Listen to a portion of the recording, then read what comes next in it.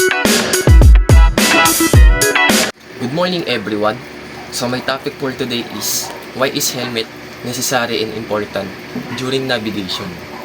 So every time we ride a motorcycle, we take a risk. A risk that could change our life in just a second. But let me ask you this. How many of us truly believe about our safety before starting our engine? How many lives could have been saved if only motorcycle riders chooses to wear a helmet? But sadly, many still ignore this simple act of protection. Others say that it is uncomfortable, and others believe that accidents won't happen to them until it's too late. Wearing a helmet isn't just about obeying the law. It's for your safety. It's about valuing your life, your dreams, and the people who are waiting for you to come home safely. Motorcycle accidents happens every single day. Most of them involve motorcycle riders who are not wearing a helmet. And we all know that our head is the most fragile and one of the most important part of our body.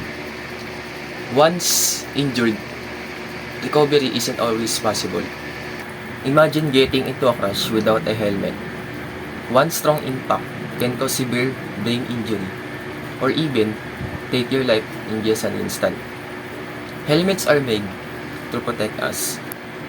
It is designed to absorb the impact and lessen the force that reaches our skull. It may seem that it's just a piece of glue, but it's not. It can actually save lives. Unfortunately, many riders still ignore it, thinking that shorter rides don't need them. But accidents can happen anytime and it's unpredictable. Accidents don't choose time and place. It can happen anytime, anywhere. If more riders would wear a helmet, we could prevent these accidents and deaths. The solution is simple. Every time you ride, wear your helmet. Not only that, we need to be careful when driving.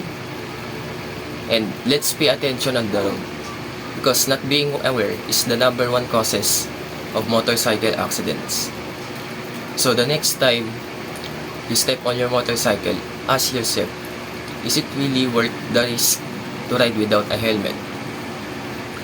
A few seconds of putting it can mean a lifetime of safety. Remember that wearing a helmet isn't just about following the rules. It's for your own. It's for your life, your dreams, and the people who are waiting for you. Let's be all a responsible riders.